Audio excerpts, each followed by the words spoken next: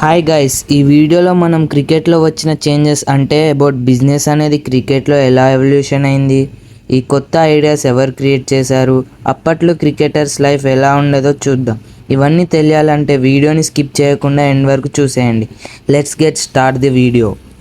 The dark chapter కథ 1983లో మొదలవుతుంది. Lord's బాల్కనీలో కపిల్ దేవ్ వరల్డ్ కప్ ట్రోఫీని గాలిలోకి ఎత్తినప్పుడు ఇండియా మొత్తం పండుగ చేసుకుంది. కానీ ఆ గెలుపు వెనుక ఉన్న చేదు నిజం ఎవరికీ తెలియదు.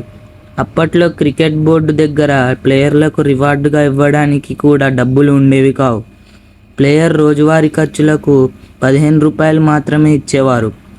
వరల్డ్ కప్ గెలిచిన హీరోలకు సన్మానం చేయడానికి గాన కోకిల లతా మంగేష్కర్ గారు ఒక మ్యాజిక్ షో చేసి ఆ వచ్చిన డబ్బును పంపిణీ చేయాల్సి వచ్చింది. ఆ రోజుల్లో క్రికెట్ అంటే కేవలం ఒక ఆట, అది ధనవంతుల ఆడే జెంటిల్మెన్స్ గేమ్ మాత్రమే.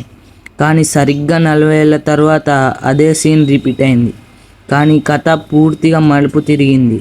The master minds. ఈ పేదరికం నుండి ధనవంతుల జాబితాలోకి వెళ్ళడానికి బీసీసీఐ ఒక మాస్టర్ ప్లాన్ వేసింది. అప్పట్లో టీవీలో మ్యాచ్ టెలికాస్ట్ చేయాలంటే ఛానల్ వాళ్లకు బోర్డు డబ్బులు కట్టాల్సి వచ్చేది.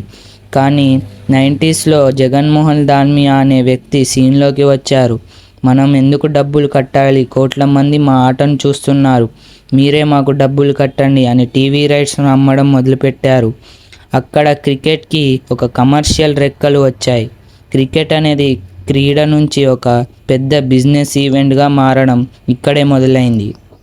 The $1 billion idea. కానీ అసలైన సునామీ 2008లో వచ్చింది. లలిత్ మోదీ అనే వ్యక్తి ఐపీఎల్ అనే ఆలోచనతో వచ్చాడు. గ్లామర్, మనీ, క్రికెట్ మూడింటిని కలిపి ఒక క్యాపిటల్ తయారు చేశాడు. ఒకప్పుడు 15 రూపీస్కే అలయన్స్ తీసుకున్న దేశం ఈరోజు ఒక మ్యాచ్ బ్రాడ్కాస్టింగ్ రైట్స్ ద్వారా 130 కోట్లు సంపాదిస్తుంది.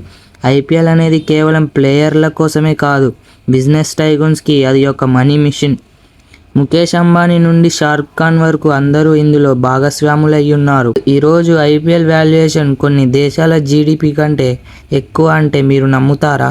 The global dominance. ఈరోజు పరిస్థితి ఎలా ఉందంటే, ఇండియా ఏదైనా మ్యాచ్ ఆడటానికి ఒప్పుకుంటే ఆ ప్రత్యర్థి దేశం బోర్డు కష్టాలన్నీ తీరిపోతాయి. ఆస్ట్రేలియా అయినా ఇంగ్లాండ్ అయినా ఇండియా వస్తుందంటే చాలు వారికి కాసుల వర్షమే. క్రికెట్కి సుప్రీం పవర్ ఐసీసీ అనుకుంటే పొరపాటే. ఆ ఐసీసీని నడిపించేది మన బీసీసీఐ. ప్రపంచం మొత్తం మన టాలెంట్, మన మార్కెట్ పవర్ని చూసి ఆశ్చర్యపోతుంది. ఇది కేవలం ఒక సంస్థ ఎదుగుదల కాదు, ఒక భారతీయుడు సగటు అభిమానం క్రికెట్ని ఒక సామ్రాజ్యంగా మార్చిన విధానం. The conclusion. ఒకప్పుడు ఆకలితో మొదలైన ప్రయాణం నేడు ప్రపంచాన్నే శాసించే స్థాయికి చేరింది. క్రికెట్ ఉన్నంత కాలం ఈ ఇండియా హవా కొనసాగుతూనే ఉంటుంది. మరి ఈ బిజినెస్ జర్నీలో మీకు నచ్చిన ఇన్సిడెంట్ ఏంటి? మీ ఫేవరెట్ టీం ఏంటి? కింద కామెంట్ చేయండి. వీడియో నచ్చితే ఇప్పుడే సబ్స్క్రైబ్ చేసుకోండి.